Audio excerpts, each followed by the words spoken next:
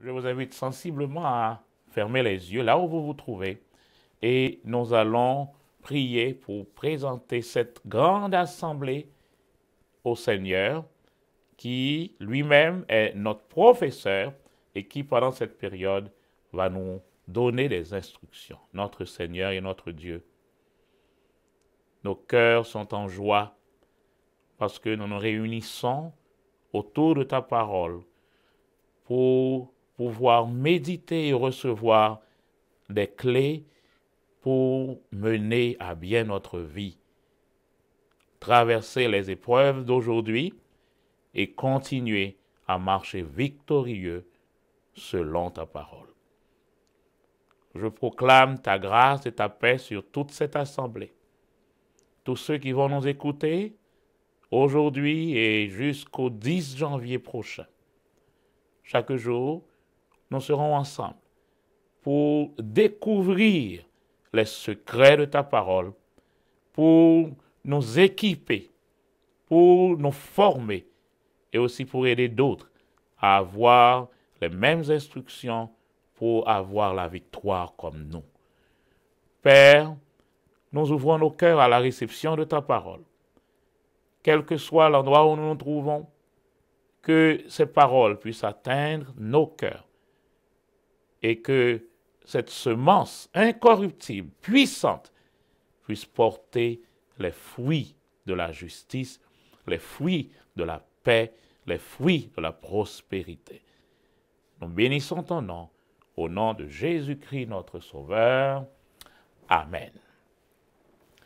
Alors voilà, mesdames et messieurs, c'est ainsi que nous entrons chez vous à la fin de cette année et nous sommes heureux de savoir que vous voulez aussi retourner dans la source, dans la base.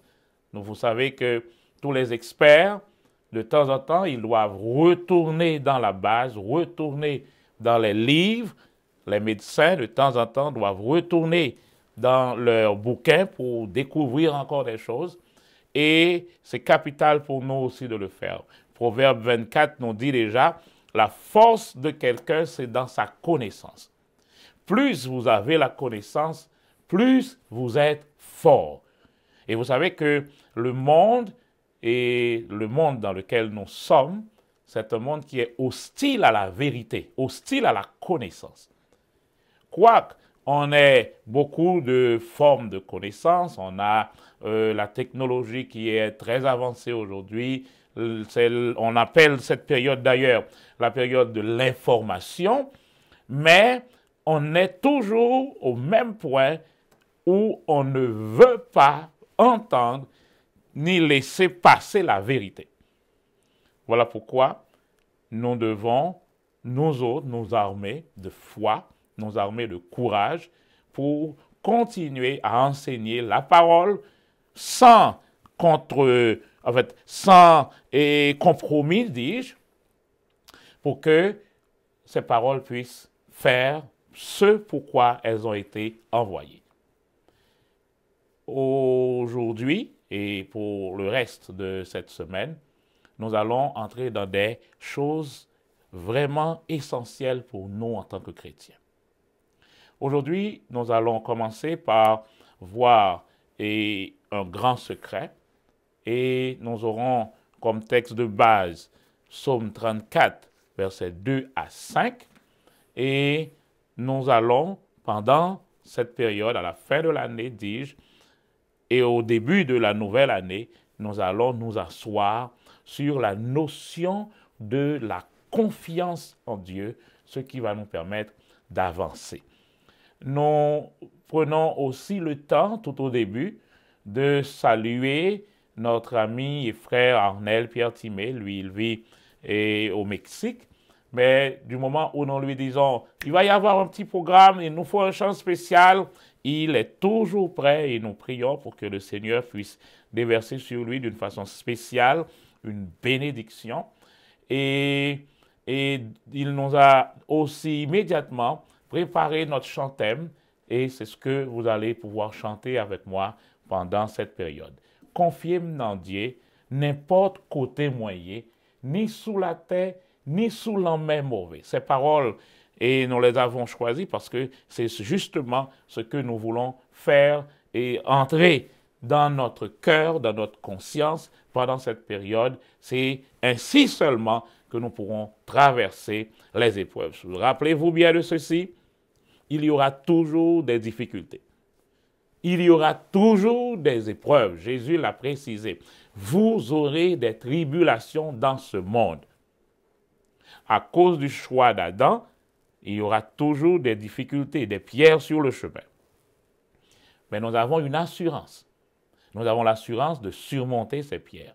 Nous avons l'assurance de surmonter ces difficultés et de continuer notre chemin toujours avec la joie.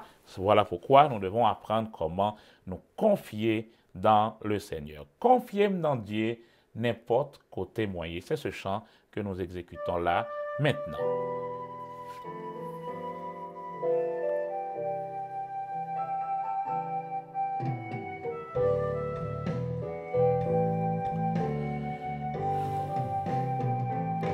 Confiez dans Dieu, n'importe côté moyen, ni sous la terre, ni sous la mer mauvaise, dans tout tracas, dans la vie ça, papa dans le ciel là, a fait veiller moi. Confiez dans Dieu, connaît la, prend soin moi. Dans des airs ou dans mauvais chemin, l'homme est poussé, bon Dieu qu'un papa dans le ciel là, a fait veiller moi. Liga des bêtes, yo n'en chante tout partout. Li prend soin soir, zo cap chanter pour nous. Jusqu'à la fin, la veille moi, papa dans le ciel, a fait veiller moi. Confiez dans Dieu, connaît la, prend soin moi. Dans des airs ou dans mauvais chemin, l'homme est poussé, bon Dieu qu'un papa dans le ciel là, a fait veiller moi.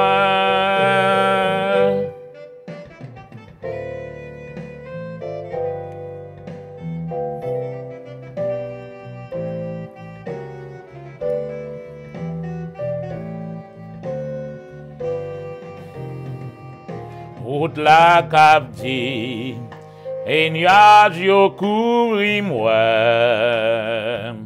Berger à gare, des moutons jour la fin. Après mon ça, na ouais ciel là, papa dans ciel là, a veiller moi. Confiez dans Dieu, connaît la, prend soin moi. Dans des airs ou dans mauvais chemin, l'homme est poussé, bon Dieu qu'un papa dans le ciel là, a fait veiller moi. Confiez dans Dieu, connaît la, prend soin moi. Oh, pardon. Ou dans mauvais chemin, l'homme est poussé, bon Dieu qu'un papa dans le ciel là, a fait veiller moi. Papa dans ciel là, a réveillé moi. Papa dans ciel là, a réveillé moi.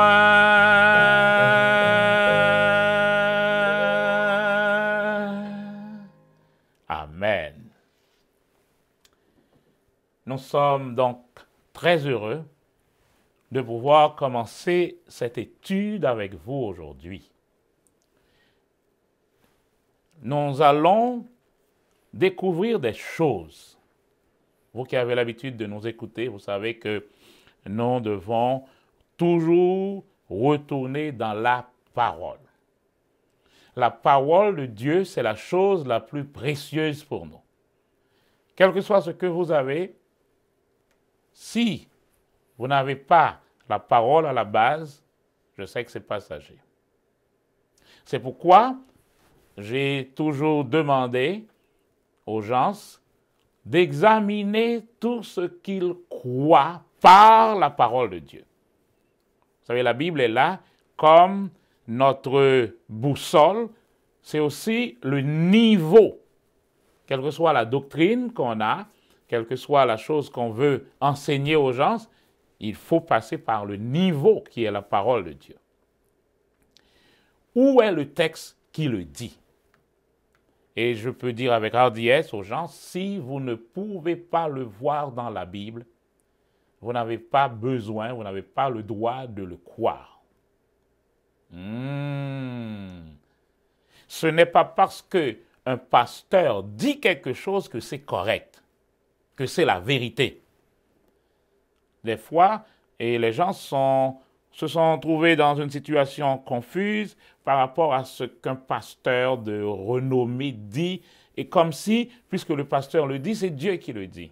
Non, non, non. Romains 3, verset 4 nous dit que Dieu soit vrai. Et tout homme, le texte a bien dit, tout homme, y compris celui qui vous parle, face à la parole de Dieu, ses opinions ne passent pas. Face à la parole de Dieu, ses sentiments, sa compréhension, même son interprétation ne passe pas, parce que la Bible veut dire ce que la Bible veut dire. Et nous avons l'assurance de l'apôtre Pierre qui nous dit que cette parole, elle est incorruptible. Cela veut dire quoi? On ne peut pas la corrompre. Ah, c'est mon assurance. C'est pourquoi je n'ai pas peur d'entendre n'importe quoi. Vous voyez ce que je dis? J'ai dit un mot ici. Je n'ai pas peur. Et ce mot, c'est ce que vous devez garder pendant toute cette série. Je n'ai pas peur. Parce que nous allons travailler contre la peur, justement. Je n'ai pas peur. Donc, je n'ai pas peur d'écouter n'importe quoi. Parce que je sais que, quelle que soit l'interprétation qu'on donne à un verset, la Bible est incorruptible. La racine hébraïque veut dire quelque chose. Quel que soit ce qu'on fait avec cette racine, on doit toujours avoir les trois consonnes devant soi. Et ces trois consonnes rappellent toujours ce que le texte veut dire en premier. Donc ici, on parle de la loi de la première mention quand quelque chose est déjà mentionné dans la Bible. Tout ça, c'est des rappels, parce que vous savez tout ça déjà, pas vrai? Quand on a la loi de la première mention, et quel que soit le moment où on va retrouver ce mot, on ne peut pas lui donner un autre sens. On ne peut pas donner le sens qu'on veut. On ne peut pas lui donner le sens moderne des choses. Parce que la Bible reste exactement ce qu'elle est, la parole de Dieu. Alors nous allons, dis-je, passer ce temps à nous appuyer sur le rocher inébranlable. Nous allons voir la confiance en Dieu, comment nous devons garder cela dans nos cœurs et mettre ça en pratique dans notre vie, parce que c'est le secret de notre réussite. Le texte de base, j'ai dit, se trouve au psaume 34, versets 2 à 4. Psaume 34, versets 2 à 4. Ce texte dit, je lis, « Je bénirai l'Éternel en tout temps. Sa louange sera toujours dans ma bouche. Je bénirai l'Éternel quand? En tout temps. Dans la période difficile, tout comme dans une période de réjouissance, je bénirai l'Éternel. Mais je ne vais pas bénir l'Éternel en cachette. Sa louange sera toujours dans ma bouche. Si c'est dans ma bouche, quelqu'un d'autre doit l'entendre. C'est pourquoi vous voyez que nous commençons avec des chants, parce que la parole dit, entrez dans son temple, dans ses parvis, avec des louanges, avec des cantiques. Célébrez-le. Sa louange sera toujours dans ma bouche. Et nous avions déjà étudié que c'est la chose la plus merveilleuse pour Dieu. Quand il entend les louanges venant des cœurs sincères. La parole de Dieu nous dit, Dieu prend ça comme un parfum d'une agréable odeur. Quand vous louez l'Éternel d'un cœur pur, d'un cœur sincère, c'est une offrande que vous lui apportez. Rappelez-vous ce qu'il a fait de nous. Il a fait de nous des sacrificateurs. Pour faire quoi? Pour apporter des offrandes. Et Hébreu va nous dire que l'offrande, le fruit de nos lèvres, les paroles, monte devant lui comme un parfum d'une agréable odeur. Que mon âme, verset 3, se glorifie en l'Éternel. Que les humbles écoutent et se réjouissent. Ah, la vie chrétienne demande beaucoup de réjouissance. La vie chrétienne, ce n'est pas une vie, comme on dit généralement, une vie tête marrée. C'est une vie de réjouissance. Réjouissez-vous dans le Seigneur. Vous savez qui vous êtes. Vous savez qui est votre Dieu. Vous connaissez d'où vient la provision, la protection, la sécurité. Alors, vous allez dire quelque chose. Je n'ai peur de rien. Alors, c'est pour vous le moment de vous réjouir. Réjouissez-vous dans le Seigneur. Mais le verset 4 me dit quelque chose. Le verset 4 dit, magnifiez le Seigneur avec moi. Excusez-nous. Magnifiez avec moi l'Éternel. Exaltons ensemble son nom. Qu'est-ce que ça veut dire magnifier?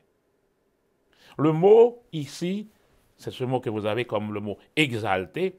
Cela veut dire agrandir le Seigneur. Comment agrandir Dieu? Justement, faites connaître ses merveilles.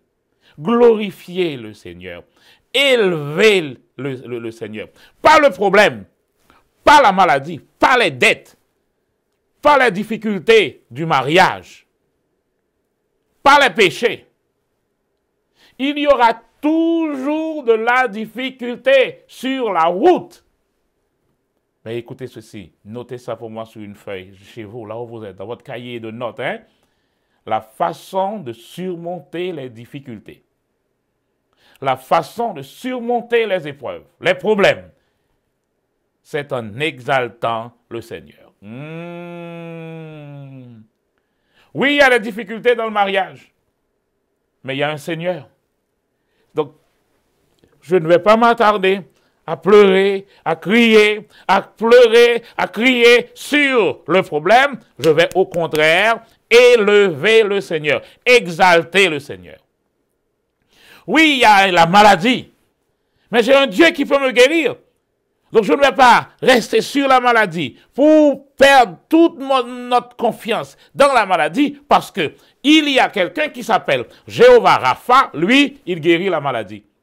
Donc au lieu de m'attarder sur la maladie, je reste sur le Seigneur. J'exalte le Seigneur. Au lieu de rester sur les dettes, je vais exalter celui qui s'appelle Jéhovah Jireh, qui pourvoit à tous mes besoins. La façon de surmonter les problèmes, ce n'est pas en exaltant le problème en soi. Nous sommes dans une période où on parle constamment de corona, mais la façon de surmonter le problème de corona, c'est toujours là dans la parole. Exalter le Seigneur. Oui, il y a corona, tout comme il y avait le sida, tout comme il y a le cancer, tout comme il y a le diabète, tout comme il y a tout. Parce que Deutéronome 28 nous avait déjà dit qu'il va y avoir des maladies dont on ne connaît même pas encore les noms. J'ai entendu le directeur de la santé au niveau de l'ONU, je l'ai entendu annoncer, après le corona, il va y avoir encore d'autres problèmes. Et puis j'ai dit, mais tu n'as rien dit de nouveau, parce que Deutéronome 28 me l'avait déjà dit. Oui, il va y avoir encore des maladies graves, même les noms, on ne connaît pas encore. Mais la façon de surmonter ces problèmes qui sont sur la route, comme une pierre qui bloque le chemin, c'est d'exalter le Seigneur. Exalter, alléluia, exalter avec moi le Seigneur. Voilà une information que vous devez toujours garder pour moi. Satan n'est jamais en avance par rapport à Dieu. Je reprends. Dieu est toujours en avant du diable. Dieu est toujours en avant.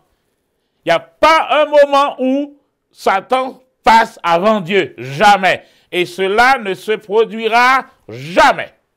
Dieu sera toujours en avance. Donc voilà un grand secret déjà ce matin. Si vous marchez à côté de Dieu, si vous suivez Dieu, si vous marchez avec lui, la Bible nous dit de marcher avec Dieu, de marcher dans la lumière, de marcher dans l'amour. Si nous marchons avec Dieu, nous serons aussi toujours en avance du diable, parce que Dieu est toujours en avance du diable. Alors, qu'est-ce que vous élevez dans votre vie? Ce que vous élevez donne votre position aussi. Donc, si j'exalte le Seigneur, je marche avec lui, je sais qu'il est toujours en avance du diable, alors voilà ma garantie que je serai aussi en avance. Le texte que j'ai là maintenant, le verset 5 de Psaume 34, nous dit quelque chose de puissant. Regardez. J'ai cherché l'Éternel et il m'a répondu. Il m'a délivré de toutes mes frayeurs. J'ai cherché l'Éternel. Il m'a répondu. Il m'a délivré de toutes mes peurs, de toutes mes craintes, de toute ma peur, de tout mon effroi, dit-on. Je suis libéré de la peur. Et c'est sur ça qu'on va travailler pendant cette semaine. J'ai cherché l'Éternel. Il m'a répondu. C'est un Dieu qui se laisse trouver par ceux qui le cherchent de tout leur cœur. Vous me chercherez, dit-il. Vous me trouverez si vous me cherchez comment? De tout votre cœur. Et là, quand vous le trouvez, voilà la première chose qu'il fait. Il nous délivre de toute peur. La peur est un poison pour la vie chrétienne. La peur est un poison qui va nous empêcher de jouir de la vraie vie. Alors la première chose que le Seigneur fait, il nous délivre de la peur. D'où vient la peur? Quand on regarde dans la Bible, où est-ce qu'on a trouvé le mot ou la notion de peur pour la première fois? Où est-ce que la peur est retrouvée, mentionnée dans la Bible pour la première fois? Quelle est la source de la peur? Genèse 3 nous raconte l'histoire de nos premiers parents. Ils étaient parfaits dans le jardin jusqu'à ce que le serpent est entré sous la forme d'un serpent avec la ruse. C'est toujours avec la ruse qu'il entre. Et dans sa ruse, il va porter Adam et Ève à désobéir à la parole de Dieu. Tu pourras manger de tous les arbres du jardin, mais l'arbre qui est au milieu, tu n'en mangeras pas, parce que le jour où tu en mangeras, tu mourras. Et vous connaissez la suite de l'histoire. Adam et Ève ont mangé et la mort intervient automatiquement. Mais maintenant, voilà que Dieu est arrivé dans le jardin.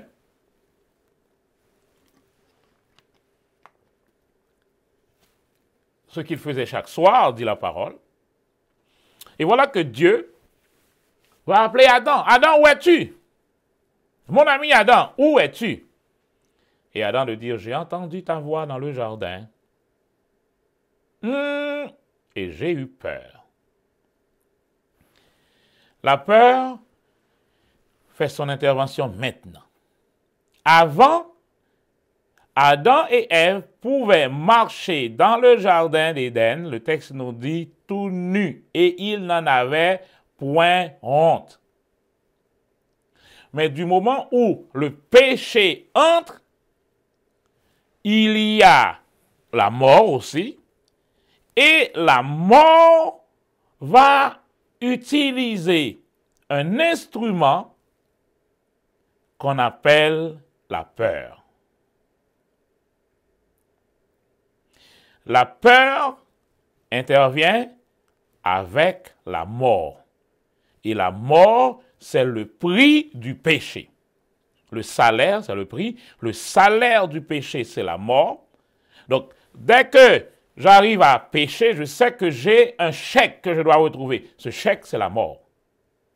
C'est ce que ce texte veut dire. Le chèque qu'on donne à cause du péché, c'est la mort. Maintenant, Dieu vient dans le jardin.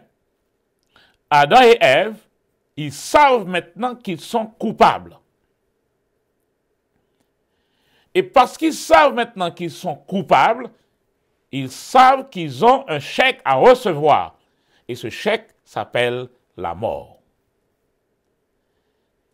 Et juste la pensée de la mort. Hébreux 2, que nous allons lire maintenant, Hébreux 2 va nous donner un mot, la peur de la mort. Et le salaire, qui est la mort, va engendrer une peur dans l'homme. Sans la culpabilité, il n'y avait pas de crainte. Mais maintenant qu'ils savent qu'ils sont coupables, c'est à ce moment qu'ils voient qu'ils sont nus. Ils étaient déjà nus. Mais maintenant, il y a ce qu'on appelle la honte. Et rappelez-vous bien de ceci. Le diable va toujours se servir de ce qui te fait peur. Voilà pourquoi vous devez savoir dans votre vie que la peur, c'est quelque chose que vous devez bannir dans votre vie, totalement. Parce que le diable va utiliser ce qui vous fait peur. Ce qui vous fait peur, c'est ce qu'il va utiliser contre vous. La peur de la mort. Et on va voir, Hébreux 2, on va regarder ce texte.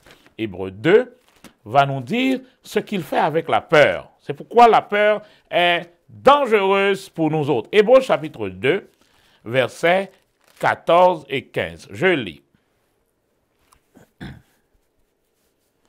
Ainsi donc, puisque les enfants participent au sang et à la chair, lui aussi, parlant de Jésus, d'une manière semblable y a participé, afin d'écraser par sa mort celui qui détenait le pouvoir de la mort, c'est-à-dire le diable. Voilà une information.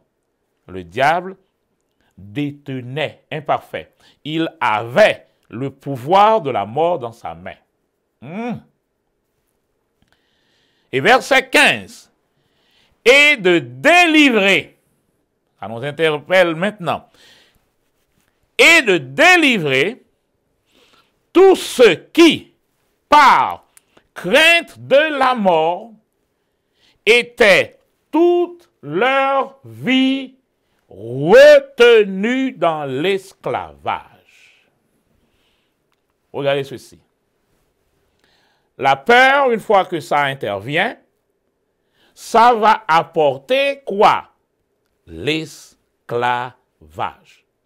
Voilà comment Satan va intervenir pour garder l'homme, la race humaine, dans l'esclavage. Donc, la peur a pour objectif de nous tenir éloignés de Dieu. Regardez, une fois que la peur arrive, alors que Adam et Ève étaient constamment avec le Seigneur, ils marchaient, ils communiaient avec le Seigneur lui disait par exemple, et donne des noms aux animaux. Donc vous remarquez, il y avait une communion. Et maintenant que le Seigneur arrive, Adam dit, j'ai entendu ta voix et ma première réaction, c'est d'aller loin de toi. Le péché produit la mort. Et la mort utilise cette aiguille, la peur, pour nous tenir éloignés de Dieu. Et, regardez, et puisque la mort est derrière la scène, Satan va avoir un accès dans notre vie pour nous tourmenter, pour nous tenir dans l'esclavage. Mesdames, Messieurs, voilà justement le problème. La peur de la mort est un poison. Nous allons au cours de notre série décortiquer cela. Qu'est-ce que c'est qu'en fait la peur de la mort? Mais ce que nous avons déjà, c'est que cette peur, la peur de la mort, va permettre à Satan de nous garder dans l'esclavage. Mais nous avons déjà la bonne nouvelle. La bonne nouvelle, c'est que Jésus a déjà, et mes messages n'ont pas l'objectif de vous faire peur. Je vous parle justement de ça parce que j'ai déjà la vérité. La bonne nouvelle, c'est que c'est déjà fait. Jésus a déjà éliminé celui qui détenait le pouvoir de la mort. Et il a déjà délivré tous ceux qui viennent à lui de la peur de la mort. Romains 5 nous dit, par un seul le péché est entré, et quand le péché est entré, la mort est aussi entrée, parce que ça, la mort va se répandre sur tous les hommes, parce que tous ont péché. Tous étaient en Adam, et quand l'homme a péché, quand Adam a péché, c'est toute la race humaine qui a péché. Mais par l'obéissance d'un autre, c'est la bonne nouvelle.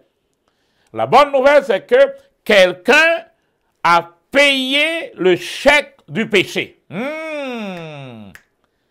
Ce que le péché réclamait, le chèque, le salaire, quelqu'un l'a payé pour moi. Quelqu'un l'a payé pour moi. Et si ce chèque est payé, il y a une chose que je ne dois plus faire. Je ne dois plus repayer encore ce même chèque parce que c'est déjà fait. 1 Corinthiens 6 me dit quelque chose. Regardez. Et je suis dans la bonne nouvelle. Je suis dans la bonne nouvelle. 1 Corinthiens 6, à partir du verset 9, je dis, ne savez-vous pas que les injustes n'hériteront pas le royaume de Dieu? Ne vous y trompez pas. Ni les débauchés, ni les idolâtres, ni les adultères, ni les dépravés, ni les homosexuels, ni les voleurs, ni les cupides, ni les ivrognes, ni les insulteurs, ni les accapareurs n'hériteront pas le royaume de Dieu. Ah, je vous ai dit que la Bible est claire. La Bible est claire. Maintenant, verset 11, je lis. Et c'est là ce que vous étiez, imparfait. C'est là ce que vous étiez, quelques-uns d'entre vous. Mais, je suis dans le mais là. Mais, vous avez été lavés. Oui. Mais, vous avez été sanctifiés. Mais, vous avez été justifiés. Je ne sais pas si vous avez remarqué que le texte, l'apôtre, reprend la chose, chaque fois il dit le « mais » pour attirer votre attention. Mais, vous avez été lavés. Il pourrait dire, vous avez été vous avez été lavé, purifié, sanctifié. Non, il insiste. Mais, vous avez été purifié. Mais, vous avez été sanctifié. Quelqu'un a payé le chèque du péché. Mon ami, mon frère, c'est ça la bonne nouvelle. Quelqu'un a payé le chèque. Le salaire du péché, c'est la mort. Mais cette mort n'était pas n'importe quelle mort. N'importe qui ne pouvait pas mourir. C'est pourquoi Satan a demandé que ce soit quelqu'un qui soit pur, sans mélange. Or, tous les hommes sont en Adam, et Adam, la tête, est déjà pécheur. Donc cela veut dire que tous ceux qui vont naître d'Adam seront des pécheurs. Ils ne pourront pas mourir. Même quand on met des milliards de gens ensemble et sur la balance pour mourir, ça n'est pas suffisant pour payer le péché. Mais quelqu'un s'est présenté. Et je me souviens avoir dit que le sang de Jésus est pur. Pur veut dire sans mélange. Et on a remarqué une chose, que le sang de l'enfant dans le ventre de sa mère, même quand la mère est enceinte, je reprends cette information et je vous demande toujours de vérifier, on nous montre que le sang du bébé, du fœtus, à l'intérieur du ventre, ne se mélange pas avec le sang de la mère. Il y a un cordon ombilical qui les relie, c'est par ce cordon qu'il y a tous les éléments nutritifs pour l'enfant, mais son sang n'est pas mélangé avec le sang de la mère. Voilà pourquoi, des fois, quand on veut découvrir la source d'un enfant, on demande un test de paternité. Pourquoi? Parce que le sang de l'enfant provient du père.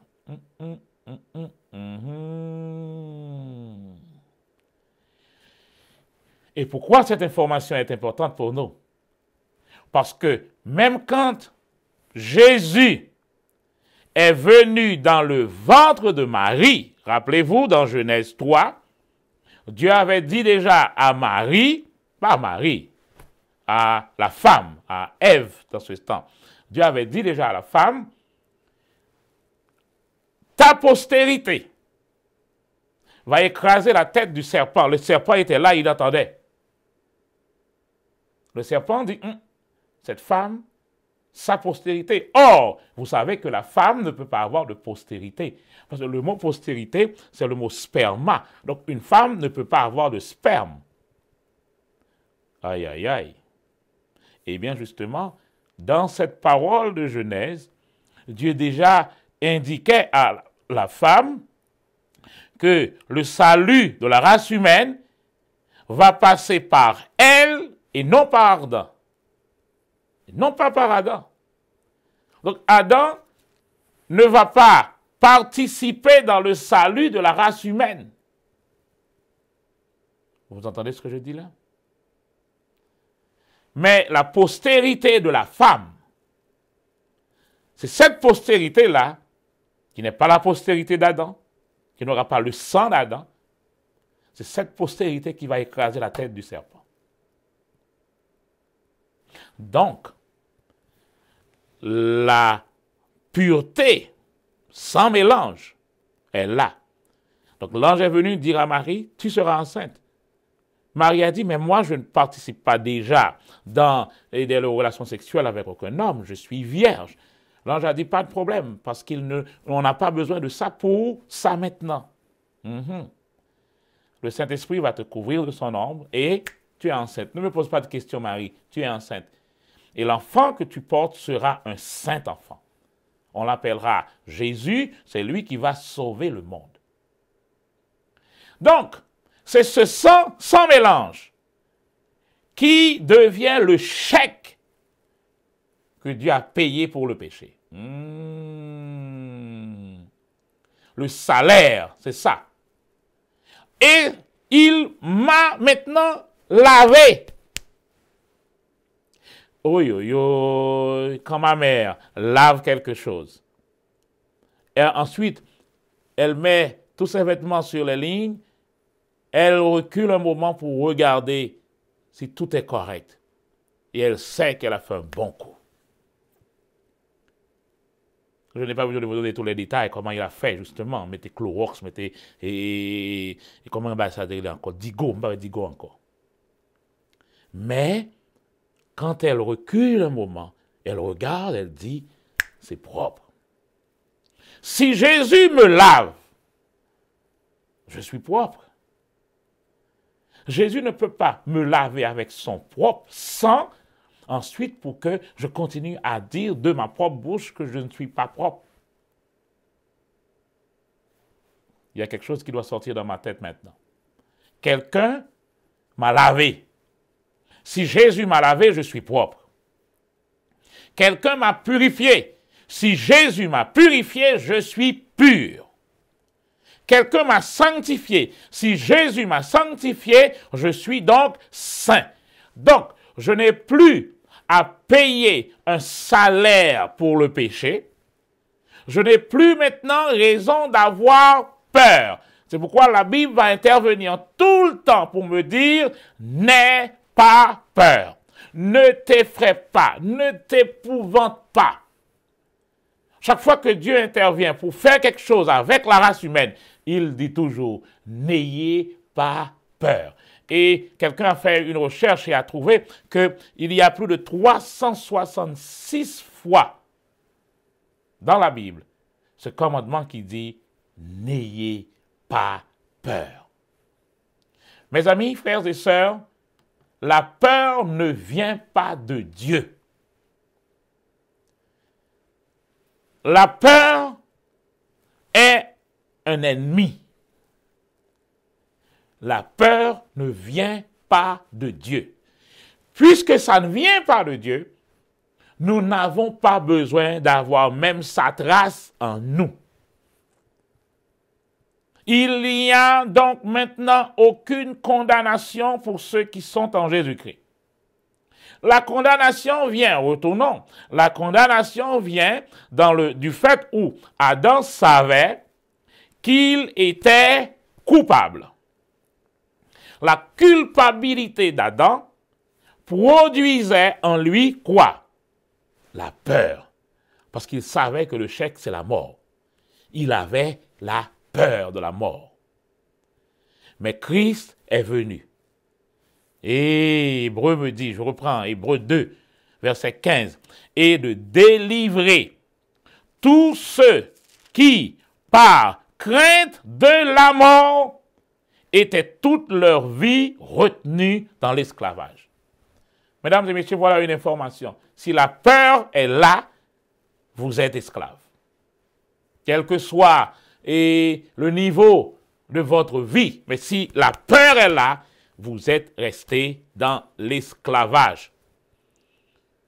Tout enseignement, toute prédication, toute doctrine, toute révélation, tout rêve qui oriente les gens vers la peur ne vient pas de Dieu.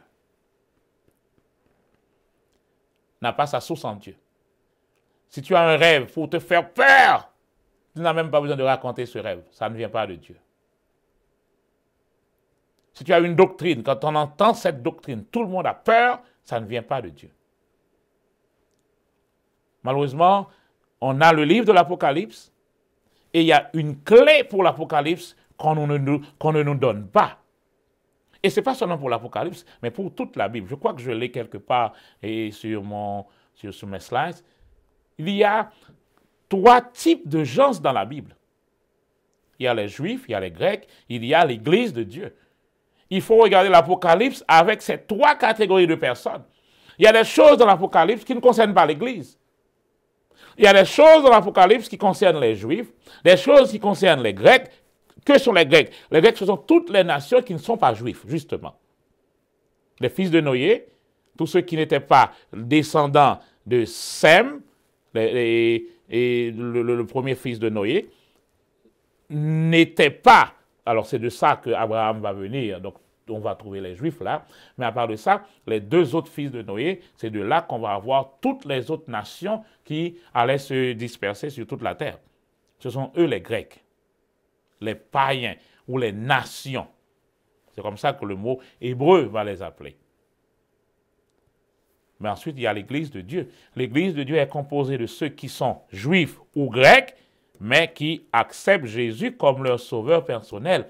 Ils forment une catégorie à part, spéciale. C'est l'Église de Dieu. Donc, il y a des choses qui concernent seulement l'Église. Par exemple, toutes les épîtres concernent l'Église. Donc, quand vous lisez toutes ces épîtres, vous voyez comment l'Église doit se comporter sur la terre. Donc maintenant, si vous avez une doctrine qui va vous enseigner la peur, cette doctrine ne vient pas de Dieu. La source n'est pas en Dieu, parce que Dieu, quand il intervient, la première chose qu'il vous dit, n'ayez pas peur. Quand le Saint-Esprit va pointer du doigt au dernier jour, comment la vie sera. Dans les derniers temps, il y aura des temps difficiles. Le mot difficile, c'est le mot féroce. Il y aura des temps féroces. Il ne dit pas ça pour que nous ayons peur, mais au contraire, pour nous équiper, parce qu'il va nous dire, à la suite de ça, voilà comment vous formez, vous équipez. Toute écriture est inspirée de Dieu et utile pour enseigner, pour corriger, pour convaincre, afin que vous soyez capables, utiles de servir. Donc la peur, c'est à bannir dans notre vie. Parents, enseignez la vérité à vos enfants sur des choses, mais pas la peur. N'enseignez pas la peur aux enfants. L'enfant n'a pas le droit d'avoir peur de la voiture, d'avoir peur du camion. Montrez-lui la vérité. Qu'est-ce qu'un camion à 100 000 à l'heure, à 50 000 à l'heure peut faire à un corps qu'il retrouve sur le chemin? Montrez-lui ce qu'un serpent venimeux peut faire quand vous tenez par exemple ce serpent par la queue.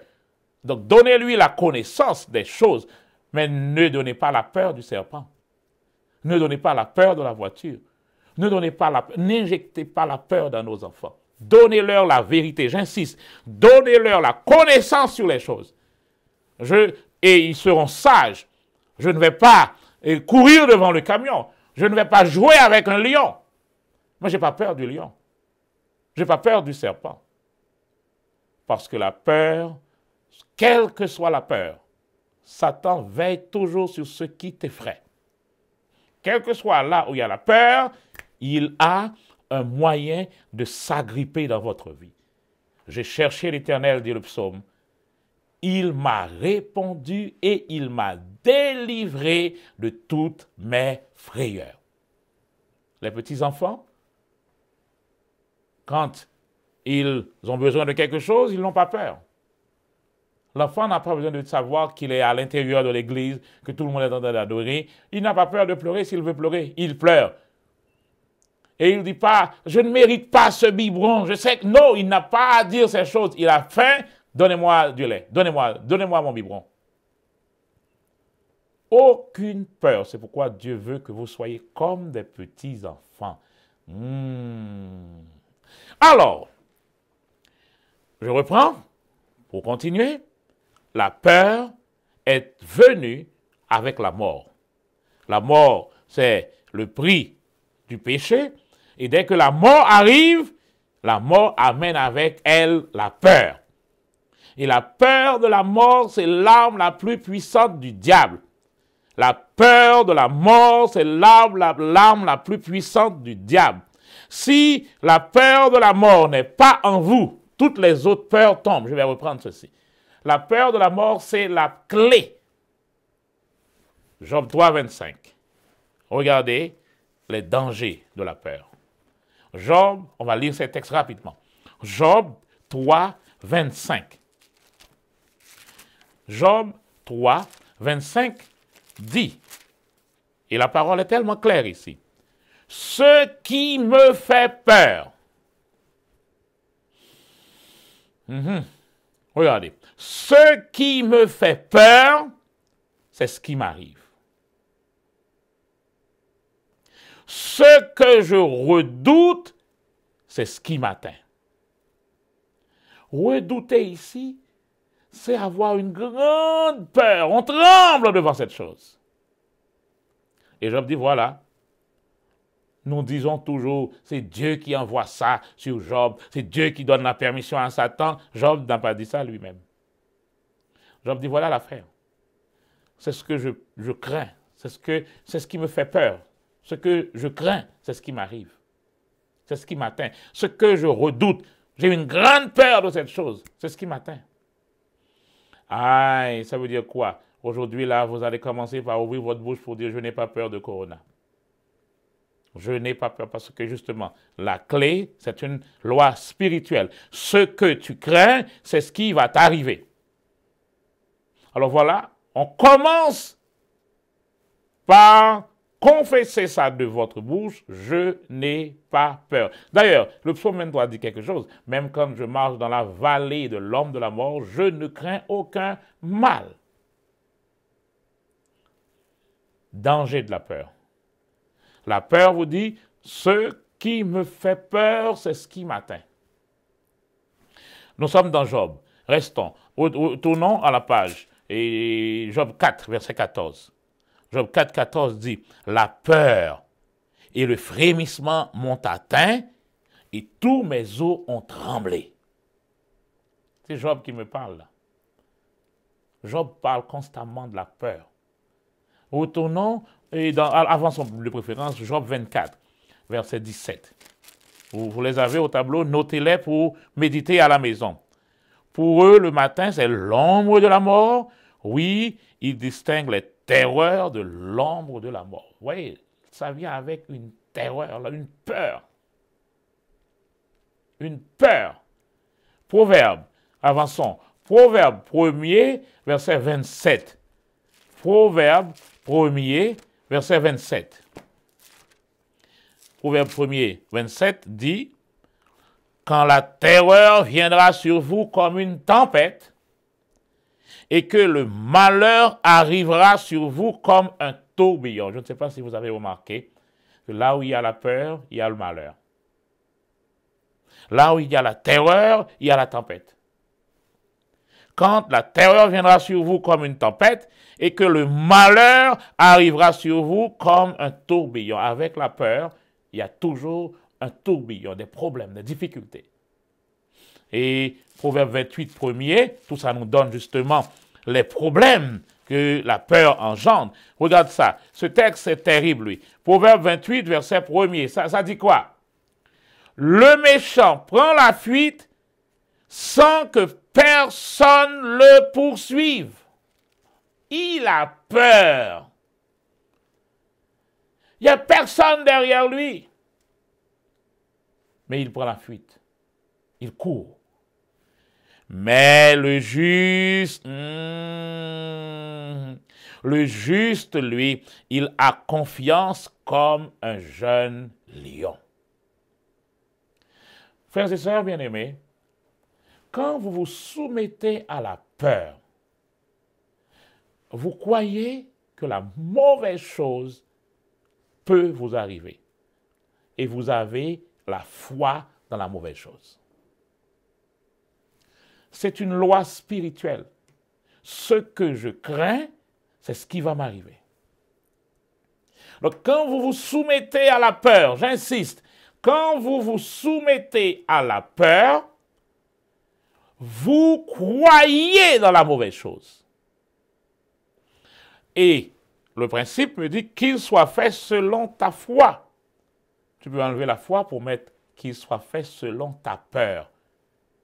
Parce que ce que tu crains, c'est ce que tu attires vers toi. Ce que tu crains, c'est ce que tu attires vers toi. C'est pour cela que vous ne devez jamais tolérer la peur dans votre vie. Nous avons commencé cette série ainsi. Ne tolérez pas la peur sur vous. En aucun cas.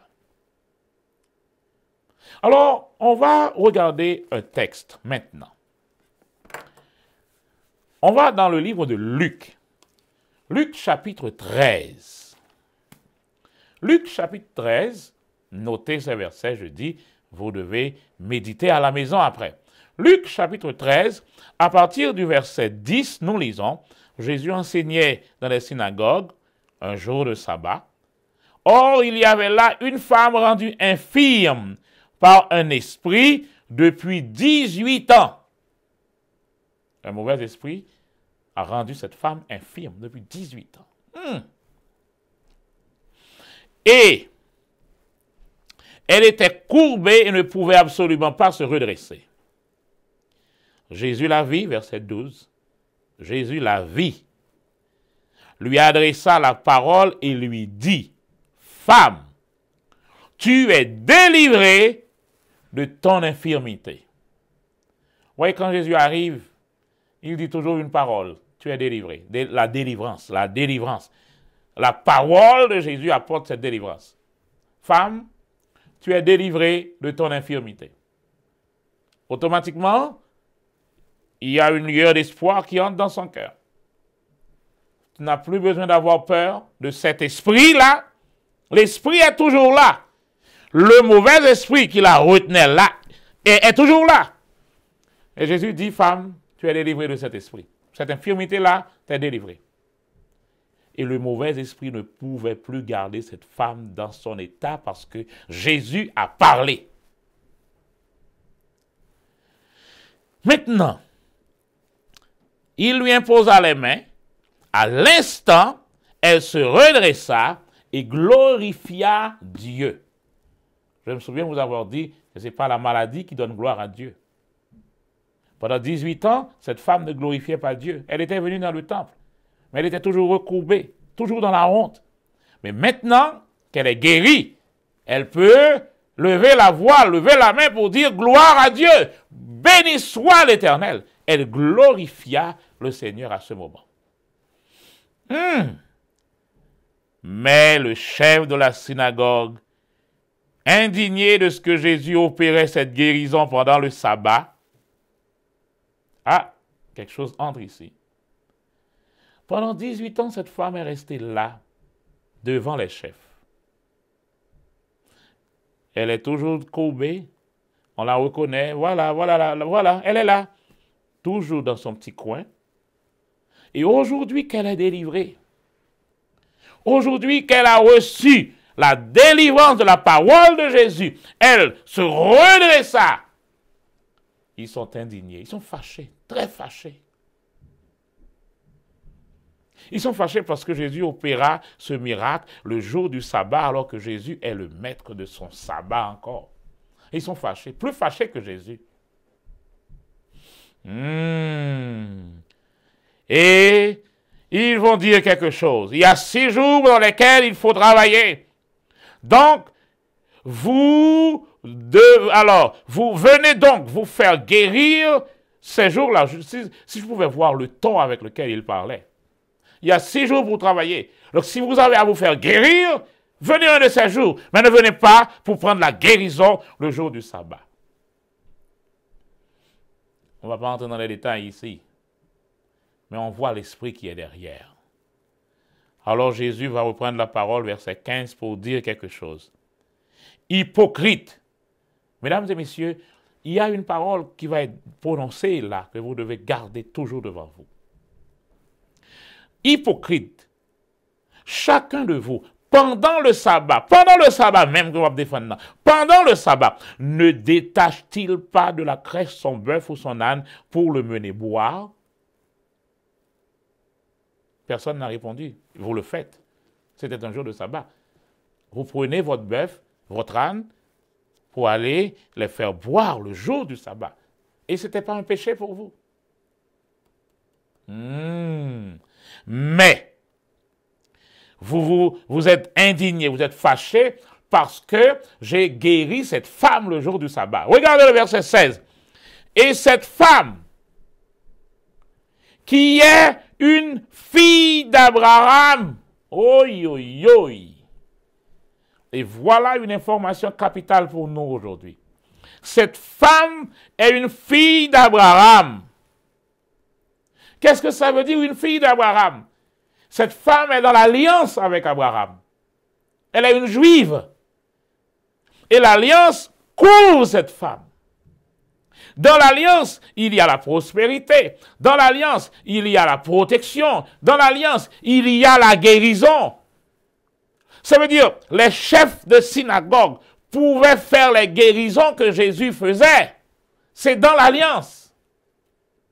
Mais ils ne l'ont pas fait.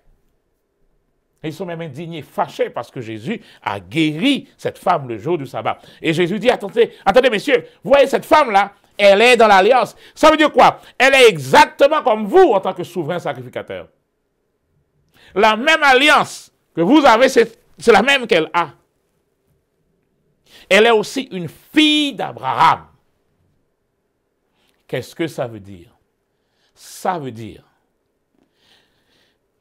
Aïe. Et le reste du texte, je le lis en hébreu, en grec, disons, le mot grec que nous traduisons ici par « il n'aurait pas fallu la détacher le jour du sabbat ». En grec, ce mot dit « il est nécessaire qu'elle soit guérie ». Il est juste et correct. Les verbes « falloir » et « devoir », il faut qu'elle soit guérie. Elle doit être guérie. C'est ce que Jésus a dit là. Pourquoi?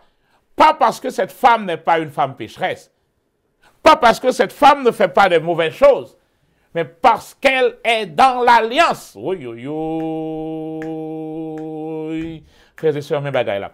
Parce qu'elle est dans l'alliance. Elle est donc digne. Mon mot. Voici un mot. Aïe, aïe, aïe. Voici un mot. Elle est digne. Il faut, il est nécessaire, il est besoin de la guérir. C'est une obligation maintenant. Pourquoi? Parce qu'elle est une fille d'Abraham. Donc, en tant que fille d'Abraham, elle est digne d'être guérie. Même quand c'est un jour de sabbat. Oui. Même quand c'est un jour de sabbat. Alors qu'elle est une fille d'Abraham, elle a besoin d'être guérie maintenant même. Et personne ne peut m'empêcher de le faire. Allez-y, messieurs, hypocrites. Vous détachez votre bœuf, vous détachez votre âne. Mais cette femme, le bœuf n'a pas l'alliance avec Abraham. Votre chameau n'a pas l'alliance avec Abraham. Mais cette femme, elle est une fille de l'alliance.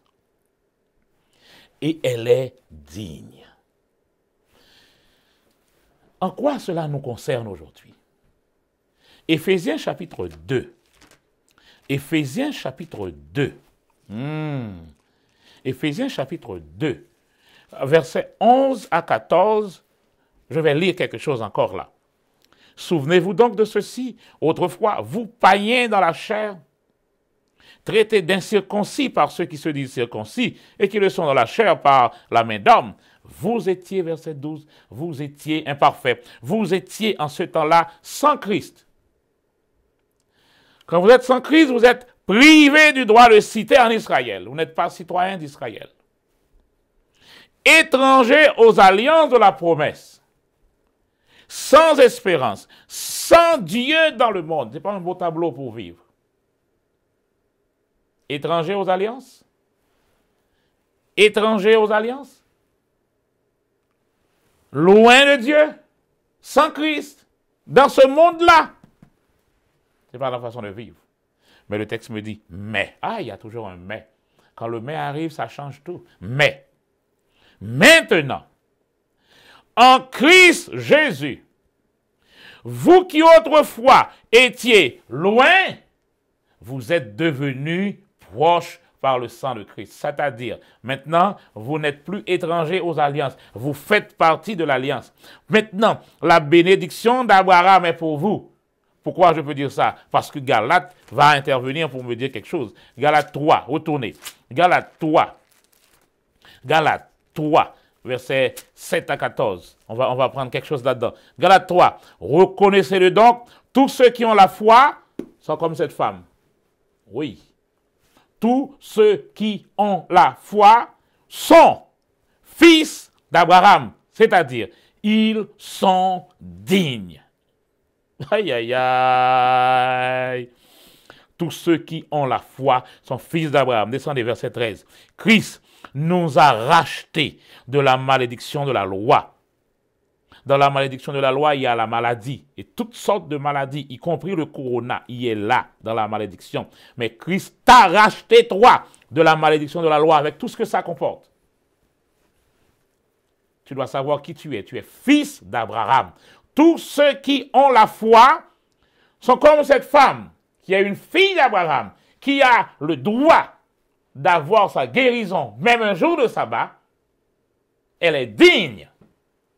Toi aussi, en tant que fils de Dieu, parce que tu as la foi, tu es aussi devenu fils d'Abraham. Verset 14. Afin que pour les païens, la bénédiction d'Abraham se trouve en Jésus-Christ et que par la foi, nous recevions la promesse de l'Esprit. Donc, à partir de ce moment, vous n'avez plus besoin d'avoir peur de quoi que ce soit parce que vous êtes de la race de Dieu. La Bible va nous dire que nous ne sommes pas n'importe qui. Alors cessez, je vais m'adresser à vous maintenant, cessez de dire même dans vos prières que vous n'êtes pas digne. Dans chacune de vos prières, vous venez avec cette phrase qui n'est pas une phrase biblique. Et dans chacune de vos prières, vous faites le rappel que vous n'êtes pas dans l'alliance. Je ne suis pas digne. Donc si vous n'êtes pas digne, sortez devant moi avec votre prière. Oh, nous ne sommes pas dignes, nous ne sommes pas dignes, nous ne sommes pas dignes, nous ne sommes pas dignes. Cessez de répéter les paroles du diable devant Dieu dans vos prières. Vous n'êtes pas digne, c'est-à-dire vous êtes étranger aux alliances. Mais le texte me dit, maintenant, vous n'êtes plus éloigné. Vous êtes maintenant de la famille. Vous êtes de la race de Dieu. Oh, je ne suis pas digne. Si vous n'êtes pas sauvé, vous n'êtes pas digne. On va reprendre ça. Vous n'êtes pas digne si vous n'êtes pas en Christ. Si vous n'êtes pas sauvé, ok, vous n'êtes pas digne. Ça, c'est clair. Mais si nous sommes en Christ, donc nous sommes sauvés, nous sommes lavés, nous sommes purifiés, nous sommes sanctifiés, nous sommes de la race de Dieu, nous sommes de la famille de Dieu, nous participons à la nature de Dieu. Nous avons droit de citer maintenant. Nous sommes rendus capables de partager l'héritage des saints, de participer à l'héritage des saints. C'est pas ça être digne? Pourquoi vous voulez rappeler chaque jour que vous n'êtes pas digne alors que vous êtes dans la famille? Alors que vous avez la nature de Dieu? Alors que vous êtes propre, vous êtes sanctifié, vous êtes purifié? Pourquoi continuer à rappeler ces choses? Parce que justement, il y a un problème qu'on appelle la conscience du péché. Et vous devez vous débarrasser de la conscience du péché totalement. C'est une fausse humilité. Oh oui, c'est pas parce que vous êtes humble, mais c'est parce que vous avez peur. Vous avez peur que les gens vous disent « Ah non, tu es un petit Jésus ». Mais si vous ne voulez pas me dire que je suis un petit Jésus, quel est le problème puisque... Qu'est-ce que la Bible veut? La Bible veut présenter Jésus comme mon modèle. La Bible présente Jésus comme mon standard. Et la Bible me dit que je vais être jugé à partir de Jésus. Jésus sera le modèle, le niveau. Mais maintenant, j'ai peur de dire ce que Jésus a fait de moi pour te faire plaisir, pour rester toujours dans cette fausse humilité. Oh, je suis un pauvre pécheur. Je ne le suis pas. Je ne peux pas être à la fois pécheur et juste. Il ne peut pas être ainsi. Nous récitons le psaume 1er tout le temps, mais nous le récitons machinalement. Le psaume dit bien sûr, les pécheurs ne restent pas dans l'assemblée des justes. Vous ne pouvez pas chaque jour confesser que vous êtes un pauvre pécheur et vous voilà dans l'assemblée des justes. Vous faites quoi là? C'est la peur. Parce que derrière la peur a la culpabilité toujours comme motif, mobile, moteur derrière. Quand Adam a la conscience qu'il est coupable, donc son salaire c'est la mort, ça engendre la peur. Mais écoutez,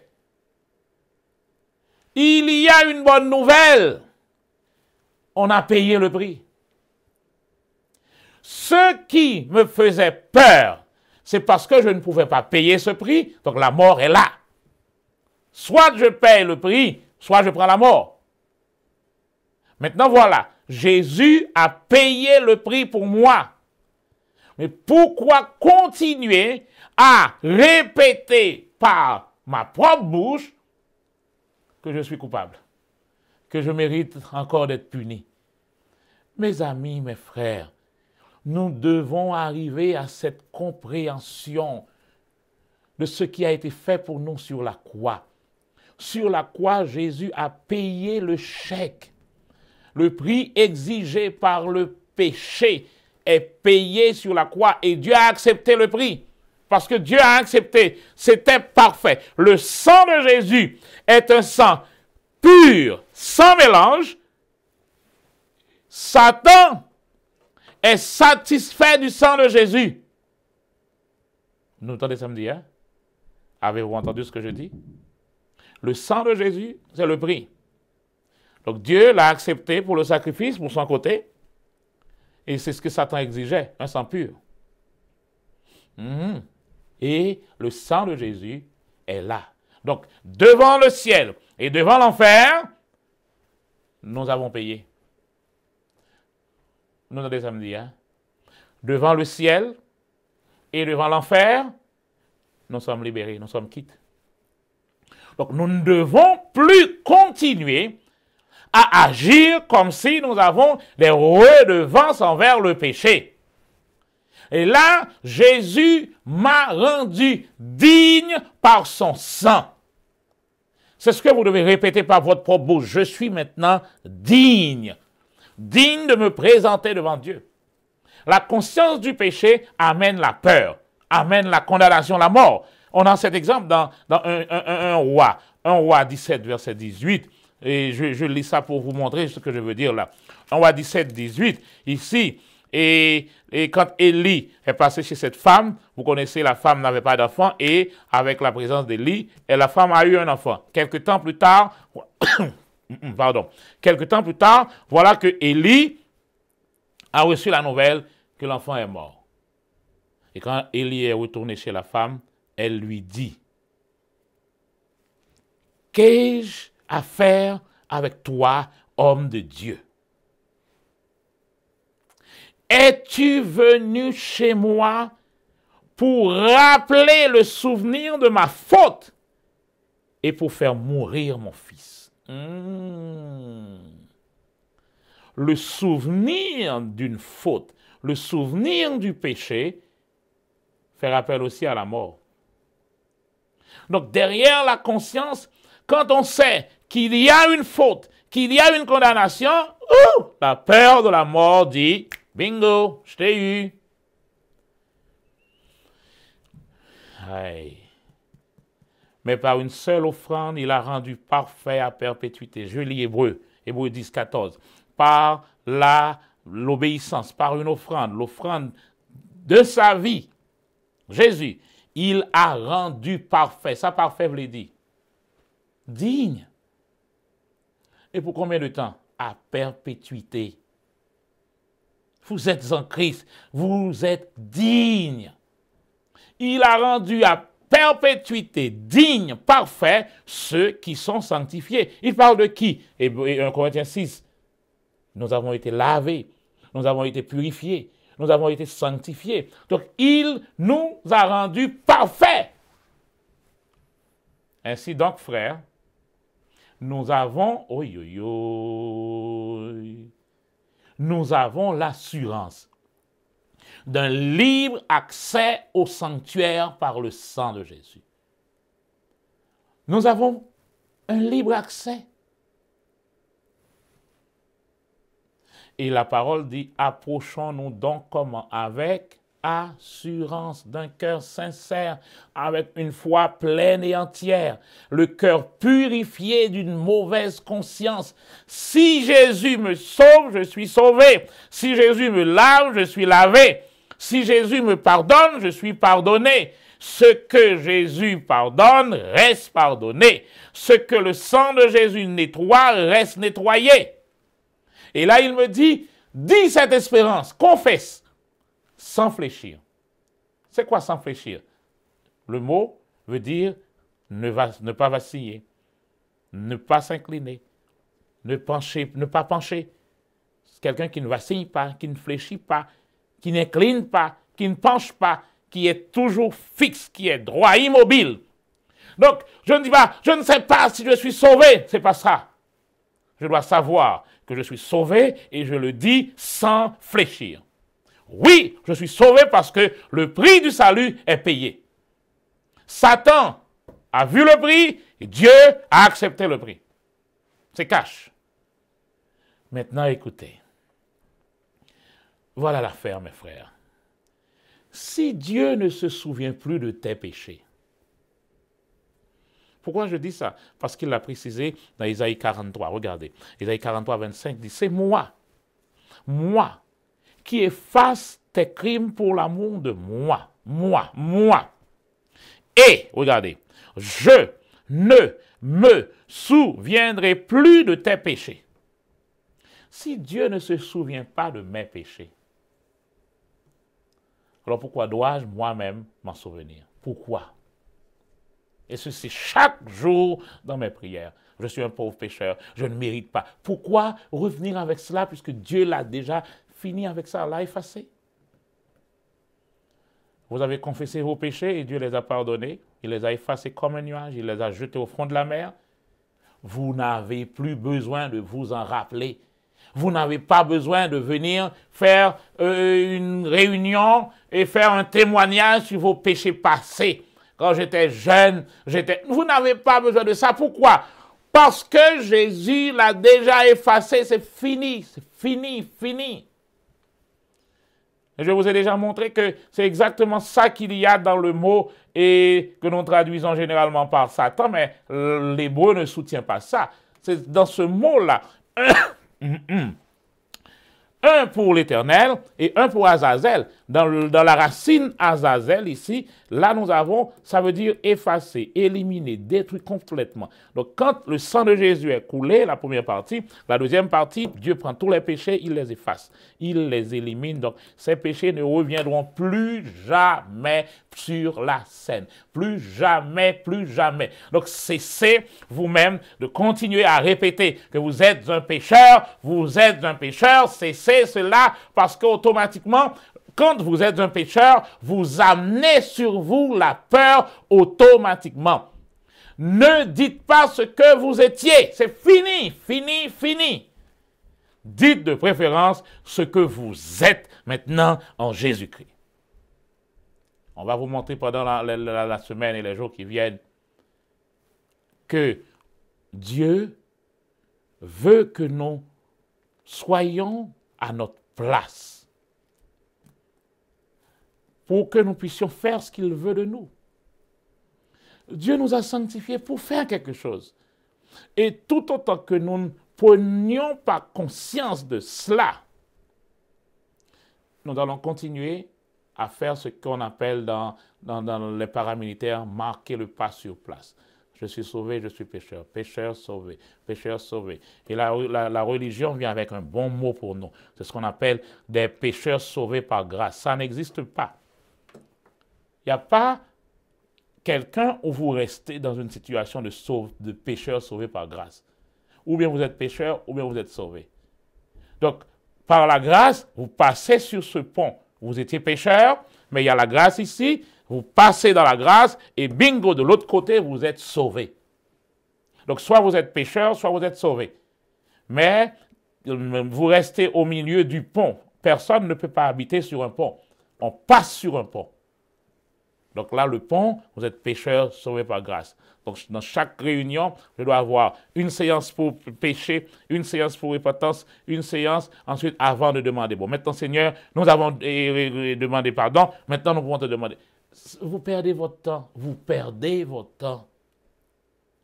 Vous oubliez que Dieu est avec vous constamment, totalement. Le Saint-Esprit vit en toi. Donc, quel que soit l'endroit où tu te présentes, il se présente aussi. Que ce soit un jour de sabbat, un jour de dimanche, un jour de lundi, un jour de mardi, le Saint-Esprit, c'est ce qu'il y a dans la Nouvelle Alliance. Le Saint-Esprit est avec vous tous les jours. Souvent, quand nous chantons « Reste avec nous », nous avons l'impression qu'il va partir. Il ne part pas. Ne me dites pas ce que vous étiez, mais dites de préférence ce que vous êtes en Christ. Vous pouvez faire confiance à Dieu. Dieu vous fait aussi confiance. Puisque Dieu vous fait confiance, vous êtes digne. Donc faites confiance à Dieu comme Dieu lui-même, il vous a fait confiance. Oui, notre Dieu est digne de confiance. Donc c'est une affaire de conscience et de confiance. Quelqu'un a dit, Seigneur, je ne comprends pas. Je ne peux pas m'appuyer sur toi comme je le désire maintenant. C'est exactement ce qui se passe des fois à l'église. Vous sentez que, oui, j'aime Dieu, oui, je suis, mais c'est comme si il y a quelque chose toujours qui me retient. Eh bien, il dit, mais c'est tout simple. C'est parce que jusqu'à présent, même quand tu me donnes ta vie, mais tu continues à compter sur tes propres forces. Oui, tu veux déposer ta vie sur moi, mais tu veux toujours garder tes pieds par terre. Tu utilises toujours ta propre force, tes propres muscles. À partir de ce moment, moi, je ne peux pas te lever ou te porter comme je veux. Ça prend une notion de confiance plus. Relax. C'est exactement ce qu'il nous faut découvrir, mesdames, messieurs. Cessez, j'insiste aujourd'hui, cessez de répéter à Dieu constamment que vous n'êtes pas digne. Dieu n'aime pas ça. Dieu dit, mais non, vous n'avez pas compris ce que j'ai fait. Vous n'avez pas compris ce que j'ai fait. Faites-moi donc confiance. Quel que soit le problème à résoudre, quel que soit le défi à relever, vous devez commencer en regardant à Dieu. Qu'est-ce que Dieu a déjà fait? Ne venez pas avec votre propre justice. C'est ce qui s'est passé pour les Juifs. Les Juifs veulent venir avec leur propre justice. C'est ce que l'apôtre Paul a expliqué dans Romains 10. Romains 10, verset 3, l'apôtre Paul dit, vous rejetez la justice de Dieu. Vous voulez votre propre justice. Donc quand vous dites dans votre prière constamment, parce que vous avez entendu quelqu'un dire ça, et vous pensez que ça c'est l'humilité, mais non, ce n'est pas l'humilité, c'est l'incrédulité. Et vous bloquez votre prière. Vous gardez votre propre justice. Quand si quelqu'un se présente pour dire, Seigneur, je viens en tant que ton enfant. C'est ce qu'il veut. Dieu veut que vous compreniez, que vous arriviez à réaliser que vous êtes de la famille. Quand mon garçon est venu pour prendre quelque chose, pour me demander quelque chose, c'est différent si quelqu'un de l'extérieur m'appelle pour me demander une chose. Ce n'est pas la même chose. Dieu veut que vous soyez de la maison, que vous sachiez que vous êtes de la maison. Donc si Dieu ne se souvient pas de mes péchés, et il a choisi, nous avons lu Ésaïe tantôt, il a choisi de ne pas se souvenir de mes péchés. Alors moi, à quoi ça sert pour moi de me rappeler et de rappeler à Dieu dans ma prière que je suis un pauvre pécheur, je ne le mérite pas. Ça sonne beau pour la galerie, pour montrer aux autres que vous êtes humble. Vous savez, c'est un ancien, mais cet ancien-là, vous voyez, il dit qu'il est humble. Il dit, moi, et vous savez, et des fois, on le dit par ce qu'on appelle la modestie. Si quelqu'un vient et dit, moi, et j'étais le plus grand pécheur, et si je l'appelle, je dis, tu étais un gros voleur l'autre fois, il va être fâché. Parce que pour lui, être pécheur, c'est juste une parole qu'on dit pour montrer qu'on est humble. Mais au fait, c'est un gros adultère, un gros voleur, un vicieux, il va être fâché. Parce qu'en fait, c'était par modestie. Ça sonne pour la galerie. Mais au fond, c'est l'incrédulité. Vous étiez dans un état. Certes, vous ne connaissiez pas Jésus, right? Mais vous avez connu Jésus une fois. Si vous vous rappelez de cela peut-être, en parlant avec quelqu'un pour lui montrer que lui aussi, il peut sortir de son état pour venir à Christ. Mais ce n'est pas ta chanson chaque jour. Ce n'est pas ta chanson chaque jour. Ce n'est pas ta chanson régulière. C'est de l'incrédulité. Il n'y a maintenant aucune condamnation pour ceux qui sont en Jésus-Christ. Aucun sens d'infériorité, aucune peur. La peur est là parce que le texte me dit, « Hey, il m'a délivré de mes frayeurs. » Par conséquent, même quand pendant des siècles, on nous enseignait à mériter toujours la punition. C'est comme si la religion trouve son plaisir à maintenir les gens dans l'esclavage. Si les gens connaissent trop de choses, ils ne vont pas avoir la même autorité, la même prestance. Donc, ils doivent maintenir, les gens dans cet état. Mais si vous pouviez mettre les poids de vos actions sur la balance, vous-même, vous n'auriez plus besoin du sang de Jésus. Mais si aucun de ce que vous alliez faire ne pouvait être sur la balance comme un poids qui compte, alors pourquoi rappeler le souvenir de ces choses qui ne méritent même pas d'être mentionnées? Je termine aujourd'hui en lisant le texte de Luc chapitre 5. Regardez ceci. Luc chapitre 5, je vais vous montrer justement le problème. Luc chapitre 5. Dans Luc 5, on a l'histoire de Pierre. Jésus est venu, donc il y avait plusieurs bateaux. Pierre avait son bateau aussi. Souvent, nous prenons Pierre comme un pauvre, mais c'était quelqu'un qui avait son bateau de pêche. Ce n'est pas une mince affaire. Donc, comme la foule se pressait autour de lui pour entendre la parole et qu'il se trouvait auprès du lac de Génézareth, il vit au bord du lac 2 petites barques d'où les pêcheurs étaient descendus pour laver leurs filets. Il monta dans l'une des barques qui était à Simon et il lui demanda de s'éloigner un peu de terre, puis il s'assit et du bateau de Simon étant, il enseignait la foule. Donc il a utilisé le bateau de Pierre.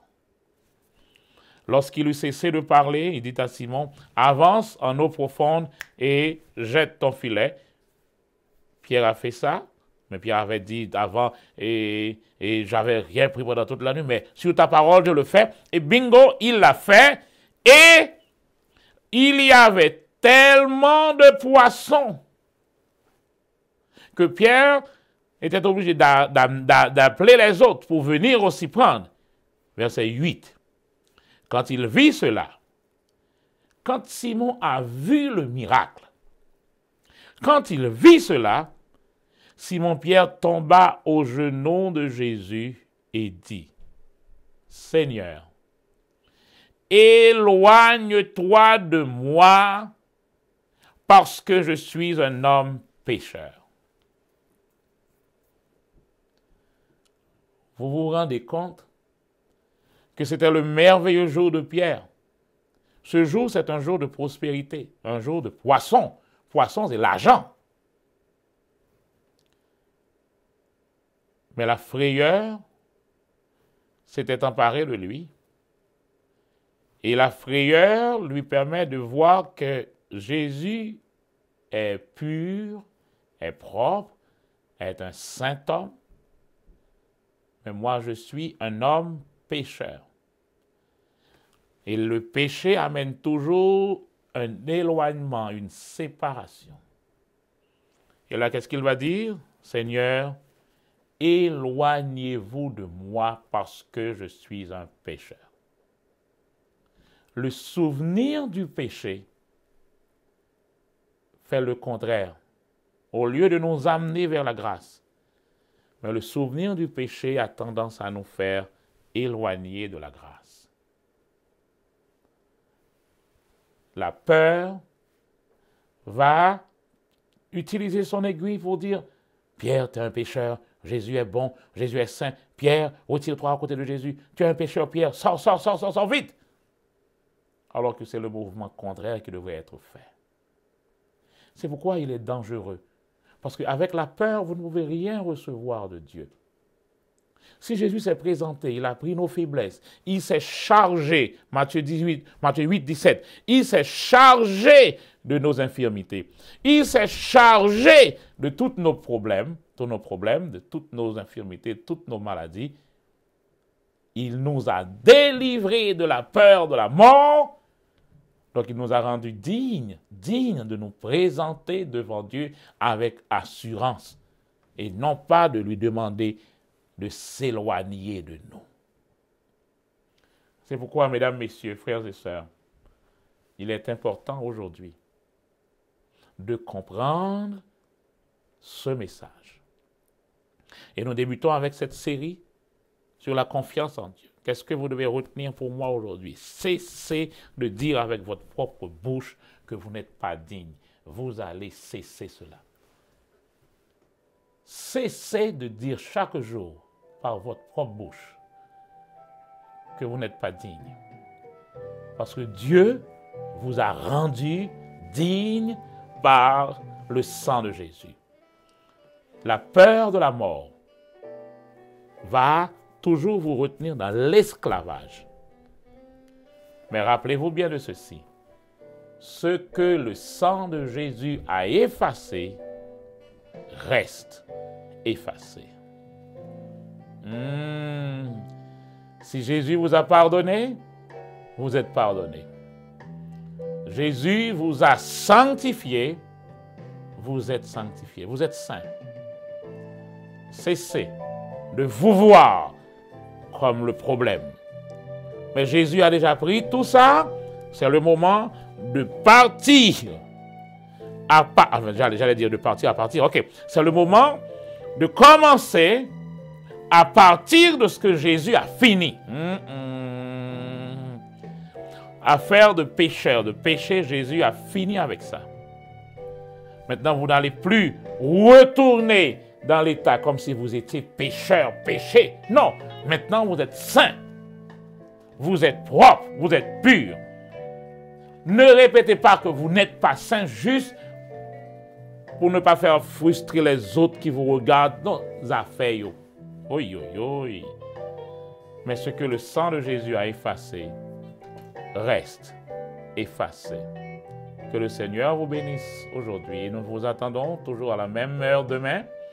Et nous allons continuer à trouver ces principes pour que nous entrions dans la nouvelle année avec cette confiance et de vivre la vie de Dieu.